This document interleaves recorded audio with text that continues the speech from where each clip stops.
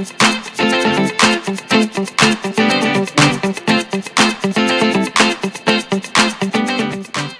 तो हनुमान जी ने 8 cognitive abilities बताया। उसके बाद हनुमान जी ने बोला है कि 14 बहुत इंटरेस्टिंग लीडरशिप क्वालिटीज होना चाहिए। पहला उन्होंने बोला कि देश काल ज्ञाता, understanding the place and time. आपका कोई भी डिसीजन, आपका कोई भी काम अच्छा और बुरा हो सकता है, डिपेंड करता है कि आपने किस समय और किस स्थिति में वो बात की है। तो ये बहुत जानना जरूरी है। और हमारे धर्म में तो ये भी बहुत सिंपल है कि फॉरगेट अबाउट ह्यूमन बीइंग। हमारे यहाँ तो अवतार भी समय के साथ बदल जाते हैं। एक अवतार की अवधि होती है, उसके बाद वो चले जाते हैं, दूसरा अवतार आता है। बिकॉज समय काल बदल गया है, तो समय काल के साथ अपने को ध्यान देना है। दृढ़ दार्ढ्य, बेसिकली फर्मनेस, रिजोल्यूशनेट रहना चाहिए। अगर आप इस इंडस्ट्री के अंदर है, तो इंडस्ट्री के अंदर 3 साल, इवन 4-4, 5-5 साल के अंदर मैजिक नहीं होता है। मैजिक 5 साल के बाद होता है। अगर हम चाहते हैं कि क्लाइंट का हमारा पैसा बने, तो कोई गारंटी नहीं कि एसआईपी करते पैसा बन गया क्लाइंट का। 3-3 साल, 4-4 साल का वेटिंग पीरियड होता है जब क्लाइंट का पैसा बनता है। And one of the best time to invest is actually when the returns are not very good. तो वो हमारे अंदर रिजोल्यूशनेट होना चाहिए, फर्मनेस होना चाहिए ये सब करने की। सर्व कलेश सहिष्णुता, मतलब सब तरह की बातें सुनने की, एक्सेप्ट करने की, और हर तरह की ओपिनियन अपने दिमाग में एंटरटेन करने की हमारे अंदर क्षमता होनी चाहिए। जैनिज्म के, जैन धर्म में एक सिद्धांत है अनेकवाद। उसका मतलब क्या है कि सत्य एक है, कोई भी फैक्ट एक है, लेकिन हर आदमी उसको अलग नजरिए से देख सकता है। जो आपके साथ खड़ा है, उसका दृष्टिकोण आपसे 180 डिग्री अलग हो सकता है, और आप दोनों सही हो सकते हैं।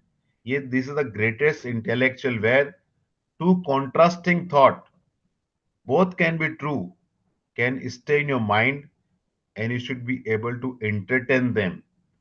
ये हमारे में क्षमता होनी चाहिए। फिर आता है कि सर्व विज्ञानता, बेसिकली ऑल राउंड अंडरस्टैंडिंग। हमको जब, अगर इस इंडस्ट्री के अंदर हैं हम लोग, तो हमको वेरियस असेट क्लास की अंडरस्टैंडिंग होनी चाहिए। कस्टमर इवॉल्व हो रहा है, कस्टमर से फास्टर हम लोगों को इवॉल्व होना चाहिए। हमको अलग अलग असेट कैटेगरी की अंडरस्टैंडिंग होनी चाहिए। उसके अलावा हमको एंसिलरी इंडस्ट्रीज की भी अंडरस्टैंडिंग होनी चाहिए कि क्रेडिट कार्ड में क्या हो रहा है, बीएफएसआई स्पेस में क्या हो रहा है, हेल्थ इंश्योरेंस में क्या हो रहा है, लाइफ इंश्योरेंस में क्या हो रहा है। उनके न्यूएंसेस हम जितना पढ़ेंगे, हमको ऑल राउंड अंडरस्टैंडिंग बढ़ जाएगी। इसका मतलब ये नहीं कि आपको वो बिजनेस करना है, लेकिन उस बिजनेस की अच्छी आपकी अंडरस्टैंडिंग है, तो क्लाइंट आपको मेन बिजनेस के अंदर भी पैसा दे सकता है। दक्ष, skillfulness in execution and implementation। India is a country of stories, India is a country of ideas, but what is more important कि आइडिया को इफेक्टिवली एग्जीक्यूट कर पा रहे हैं कि नहीं पा रहे हैं। तो अगर हम अपने बिजनेस के अंदर है, तो क्लाइंट का पोर्टफोलियो परफेक्टली एग्जीक्यूट होना चाहिए, स्ट्रेटेजी इंप्लीमेंट होना चाहिए, रिव्यू में कंटिन्यूस बेसिस पे, पीरियोडिक बेसिस पे क्लाइंट का पोर्टफोलियो रिव्यू होना चाहिए। और ये मैं आपको बहुत इंटरेस्टिंग फीडबैक देता हूँ। मेरा 30 साल का एक्सपीरियंस है, और मैंने ऑब्जर्व किया है कि जो एमएफडी क्लाइंट का पोर्टफोलियो रिव्यू करता है, उनका सेलिंग स्किल सिग्निफिकेंटली इंप्रूव हो जाता है। क्योंकि आफ्टर सेल सर्विसेज होती है, उसके अंदर जो ऑब्जेक्शंस होते हैं, वो ऑब्जेक्शन एक्सेप्ट करने की और उसको हैंडल करने की उनके अंदर काफी एबिलिटी डेवलप हो जाती है। ऊर्जा, विगर एंड एनर्जी। आप कौन हैं? What do you sell? You don't sell mutual fund, you don't sell financial plan.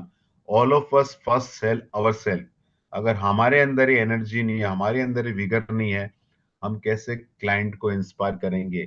तो विगर होना, एनर्जी होना अपने बिजनेस के लिए, इन जनरल लाइफ में इतना बहुत इंपॉर्टेंट है।